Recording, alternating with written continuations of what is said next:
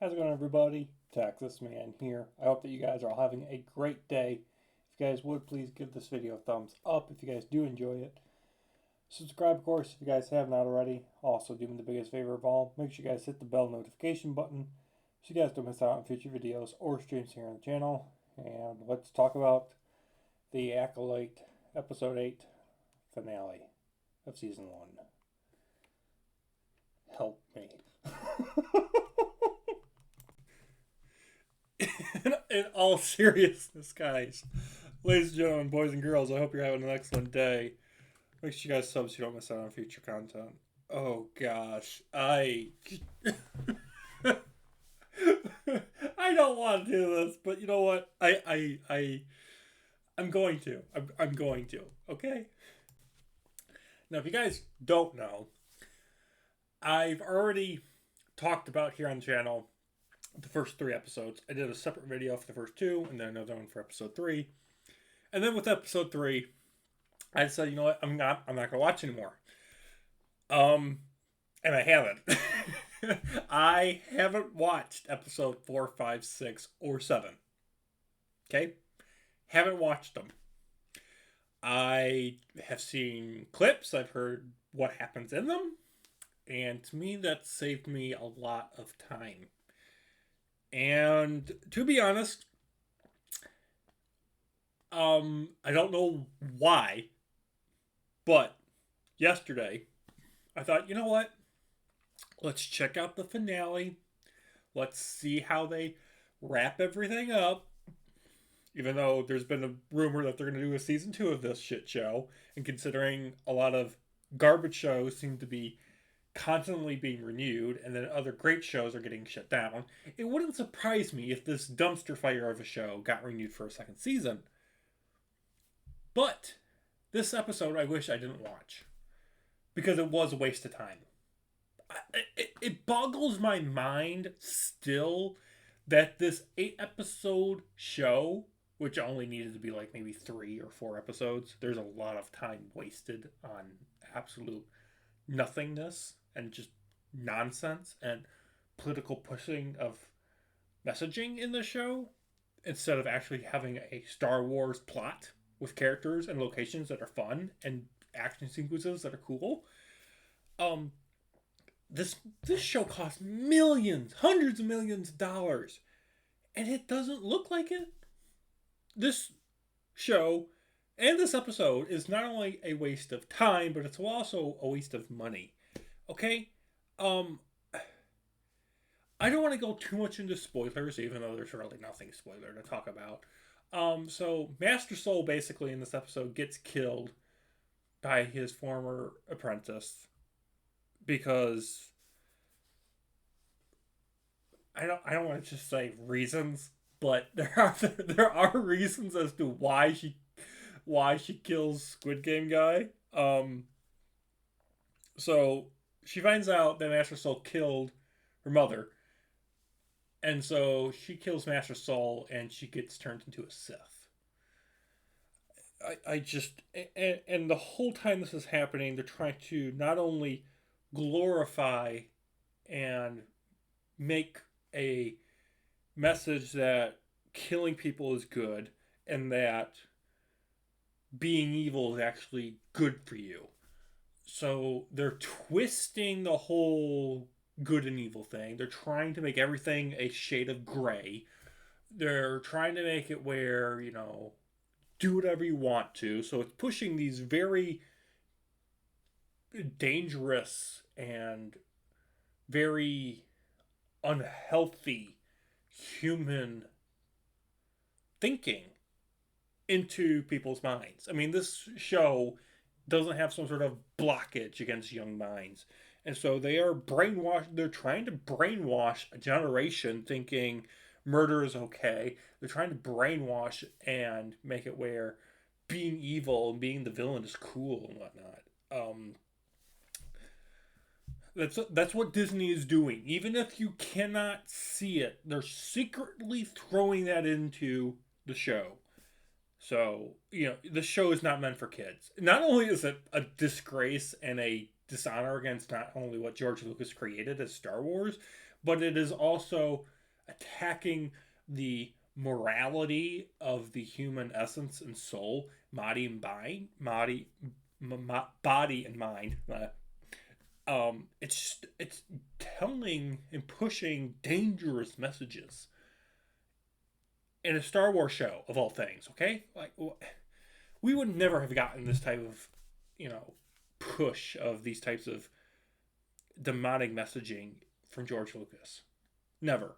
I mean, when you think about it, everything that George Lucas put out in terms of Star Wars was just to tell a fun sci-fi western with, Nazi space, space Nazis.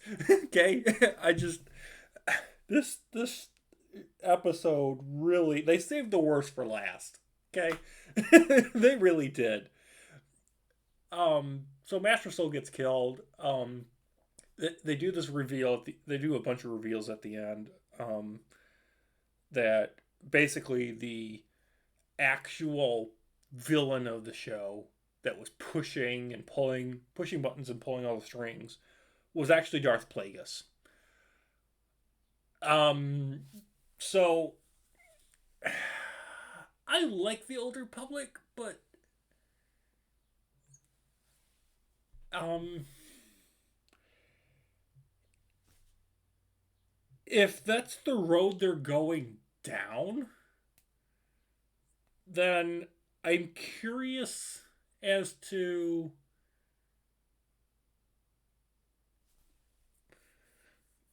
how does Palpatine figure into this? Is Palpatine the actual? Is Palpatine? Are they retconning and going to make it where, if they do a season 2, that Palpatine is this dude with the lightsaber, the red lightsaber, and the lightsaber little dagger thingy? Um, I just, and granted, this takes place 100 years. The events of this show takes place during the High Republic, which is 100 years before Phantom Menace. So that doesn't make any sense either. I am just very confused for the timeline. It makes no sense. They also do another retcon. They retcon the show, and also the events of the prequel trilogy. So they retcon the show, saying that Master Soul killing Osha and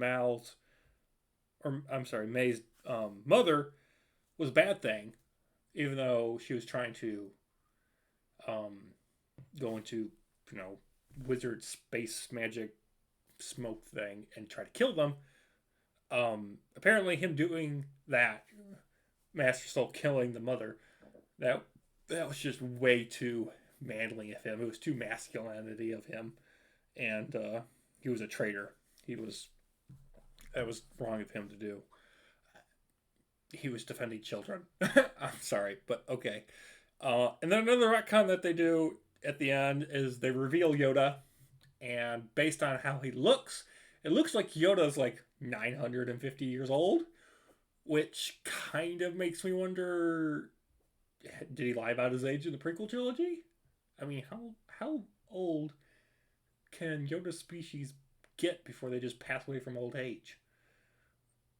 So that's just like, how's Yoda 900 and whatever years old before the beginning of the Phantom Menace, and then he survives the events of the prequel and the original trilogy? What? It makes no sense. It just makes no sense. This episode also has no stakes. Everything felt very safe. Everything felt very small in scale. You don't ever get a sense of this massive Star Wars universe. You never get that, grand, spectacular feeling in the back of your mind when you're watching the episode, even though it's the finale.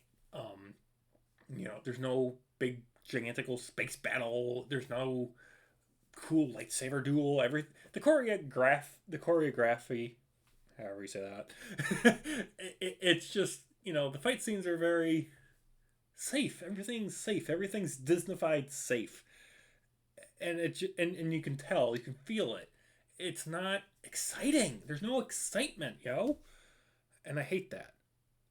The plot also, again, it's nothing's changed from what I saw of episode 3. So the plot is horrible.